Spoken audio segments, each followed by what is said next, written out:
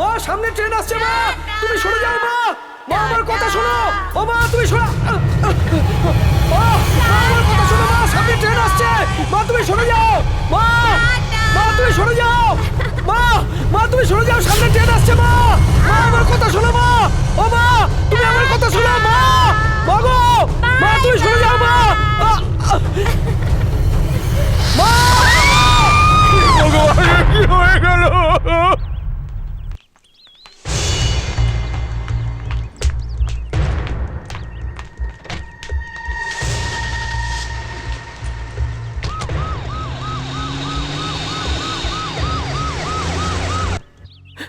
সরে যাও, সরে যাও, কাজ করতে দাও।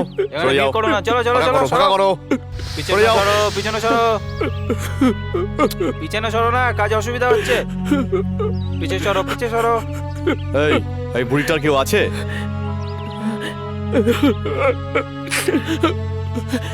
এক ছেলে আছে স্যার, ওই শুধু বেঁচে আছে। আরে বাবা পিছনে সরো না, আমরা বলছি তো হসপিটালে তোমাকে। বডিটা নিয়ে যাচ্ছি। ভিক্টোরিয়া হসপিটাল থেকে পোস্টমর্টমের পরে বডিগুলো কালেক্ট করে নিও। Okay sir. এই সরো সরো, স্যার আসছে, সরো সরো সরো। স্যার কি হয়েছে এখানে? এখানে 3 জন লোক আত্মহত্যা করেছে স্যার। আরে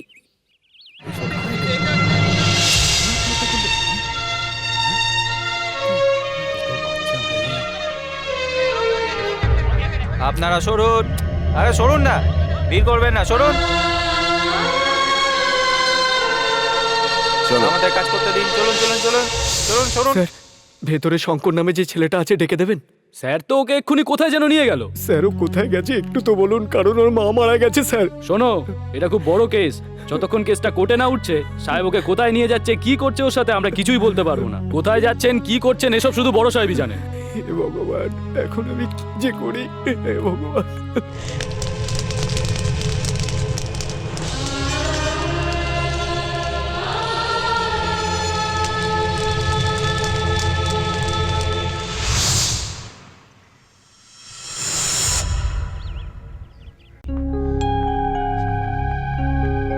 এই চল এখান থেকে, ওঠ, চল।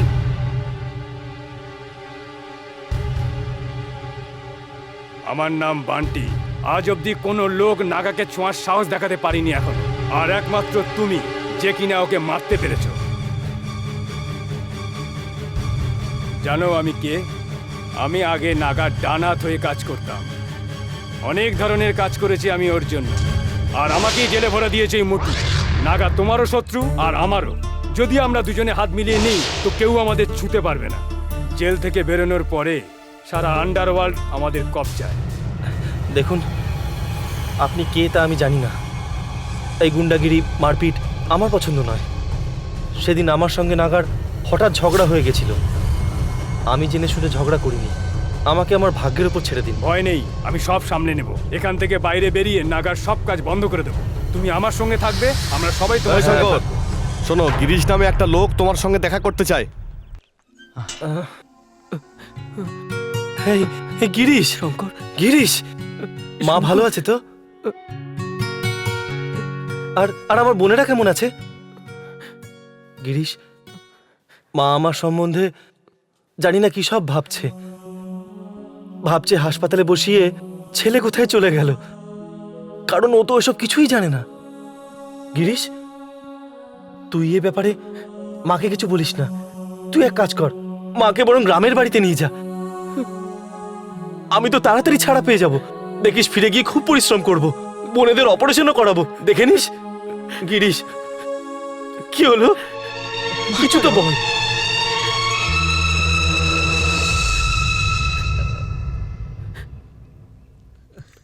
গিরিশ, কি হয়েছে? বল, কি হয়েছে বল। সে কথা আমি কি করে বলবো, আমি বুঝতে পারছি না। শঙ্কর, যেটা হওয়ার ছিল না সেটাই হয়ে গেল। কি করে হলো শঙ্কর? মায়ের কিছু হয়নি তো গিরিশ? আমার বোনেরা ঠিক আছে তো? গিরিশ, বল আমায়। হসপিটালে যখন ঝগড়া হলো আর পুলিশ তোকে যখন অ্যারেস্ট করলো, ওসব ঘটনা মা নিজের চোখে দেখেছে। পরে পুলিশ স্টেশনে ওই অফিসার মাকে প্রচন্ড অপমান করলো। এই অপমান মা বরদাস্ত করতে পারলো না। ওখান থেকে আসার পর মা দুই বোনকে নিয়ে ট্রেনের সামনে আত্মহত্যা করলো। শঙ্কর, মা আত্মহত্যা করলো। এই এই এই গিরিশ, গিরিশ, তুই তুই মিথ্যে বলছিস তাই না? ওদের কিছু হয়নি না? বল আমাকে। গিরিশ, এমন হতে পারে না, ওদের কিচ্ছু হতে পারে না। গিরিশ, বল বল, ওদের কিছু হয়নি তাই না? আমার বোনেদের কিছু হয়নি তাই না? গিরিশ বল, গিরিশ বল, বল গিরিশ, বল না। ওদের শেষ কৃত্যটা আমি নিজের হাতে করেছি শঙ্কর। মা! শঙ্কর, মা! মা! এটা কি করলে মা? তুমি নিজের ছেলের ওপর ভরসা রাখতে পারলে না? আমি চোর নই মা, চোর নই। মায়ের চোখে চোর হয়ে গেলাম আমি। আমার বোনেরা কোনো অন্যায় করেনি, কেন চলে গেল ওরা? কেন চলে গেল? কেন চলে গেল?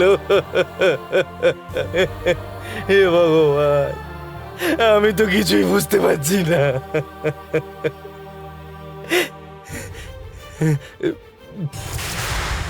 এখন আমি কি করি?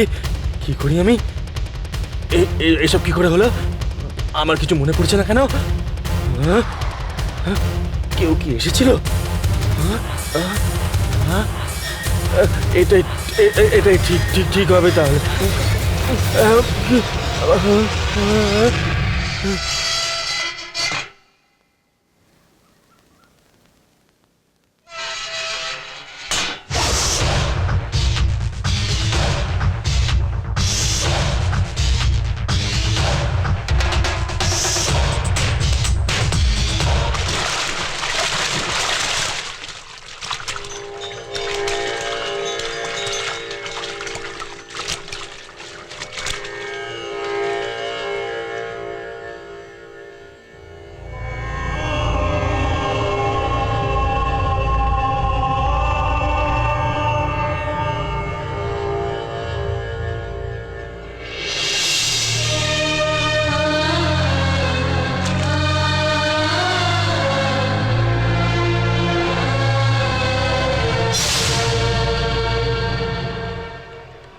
কোথায় আছে নাগা?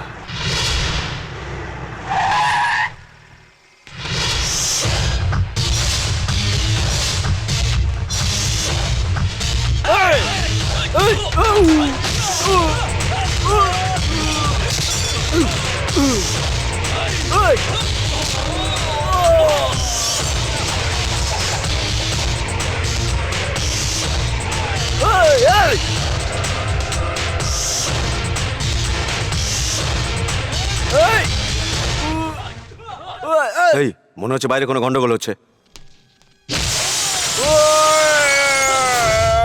এই যা, মার ওকে, যা।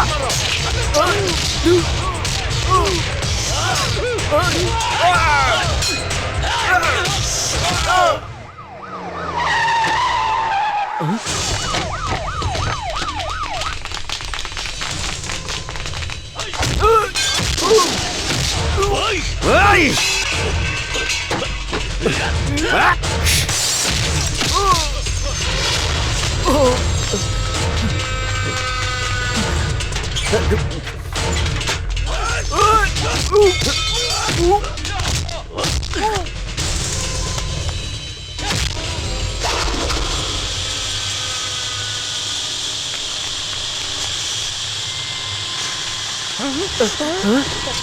এই! শঙ্কর, এই! শঙ্কর, এসিবি পুলিশ ফোর্স নিয়ে এসেছে। চল পালাই এখান থেকে। আরে ওদিকে নয়, এদিকে চল। এই এদিকে আয়। আয়, তাড়াতাড়ি আয়। চল চল চল চল, তাড়াতাড়ি চল।